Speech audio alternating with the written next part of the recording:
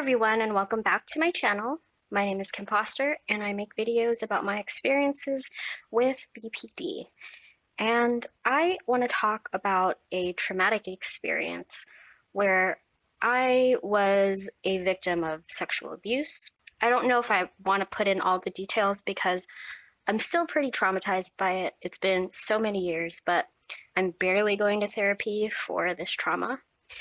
And what I'm going to say is the complexity of not wanting to be a victim has led me to a lot of internalized rage.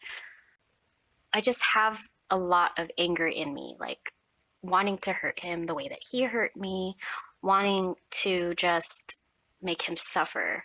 There's some days where I am angry at myself for making the poor decision to see this person. But the fact is I couldn't have known that he was capable of hurting me in that way. This was the first time he did it.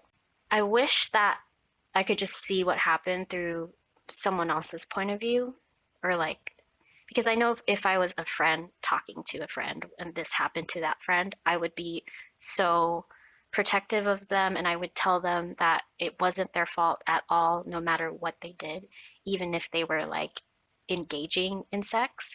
The fact that it got to a point where it was violent is enough to be sexual assault. And there is no gray area here. It was an assault. I didn't consent to being hit. I didn't consent to any of those things, and it happened. And it's just, I need to realize that it's not my fault. So I do wish I could give myself that kind of compassion that I would a friend. I feel like I can't imagine who I am without this rage in me. I feel like I am a ball of spite, and it's a burden. It prevents me from wanting to open up to people. It prevents me from letting them take care of me because I want to be very self-sufficient. I don't know if I've actually even cried about what happened to me. Probably a few times. I remember crying about it when I realized it was affecting my ability to experience intimacy with somebody new. And I just remember driving off to the mountains and parking somewhere and just punching my car seat because I was so mad and I didn't know how to get rid of what I was feeling. So I punched my car seat, I cried, I was angry, I yelled like a maniac, and that's the type of volatile rage that lives within me today, every day. It comes out in different ways. It comes out when I think I see people that look like the abuser, when I see people that have his car, when I see people that talk like him, and I just feel so angry. And then I have dreams about him. I have dreams about him being nice to me and dreams about him being like a monster, and it's just very fucking confusing. And I don't know what to think. If I humanize him, that kind of makes me feel even more discomfort because I don't know who to blame for what happened.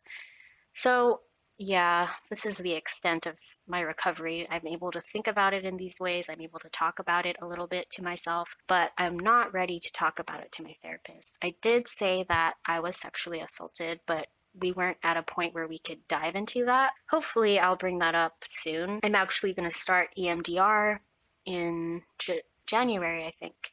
Yeah.